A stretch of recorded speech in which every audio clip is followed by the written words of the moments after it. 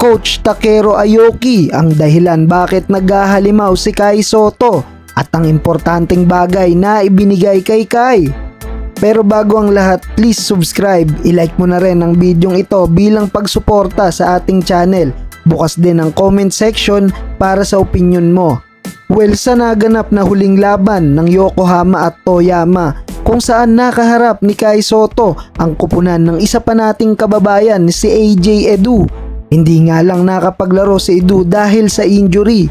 Sa game na to, nakipagdikdikan si Kai sa former NBA player at best import ng ating pambansang liga na PBA na si Jonathan Williams at former import ng Converge at TNT tropang giga naman na si Quincy Miller.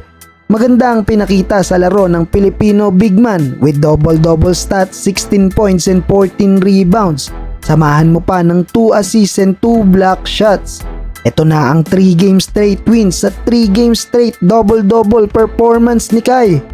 Mukhang nakatulong ng malaki sa pagdevelop ni Kai ang sistema ni Coach Tim Cone. Simula kasi nang mahawakan ng veteran coach si Kai, mas lalong lumitaw ang skill nito sa paglalaro. Mas lalo pang tumaas ang kumpiyansa ng 7-footer big man dahil mas nai-involve na siya sa play. Mukhang nagkakatotoo na ang sinabi ni Coach Tim Cone ang pagdomina ni Kai sa Asia.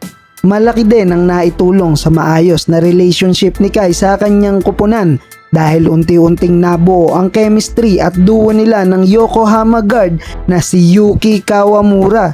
Sa huling laban nila kontra Toyama, pinangunahan ng duo ng dalawa ang pagdomina sa laban. Parehong nakapagtala ng double-double stats ang duo.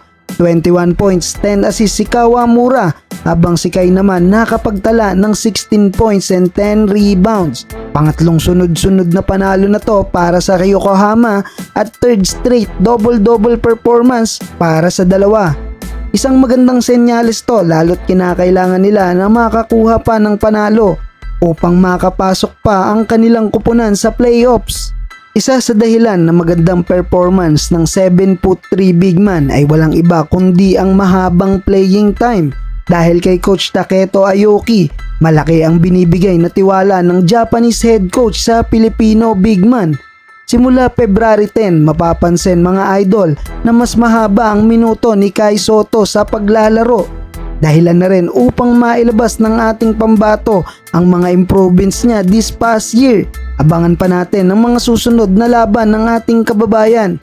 Kung umabot ka sa video na to, huwag kalimutang mag-like at mag-subscribe para sa mga susunod na update.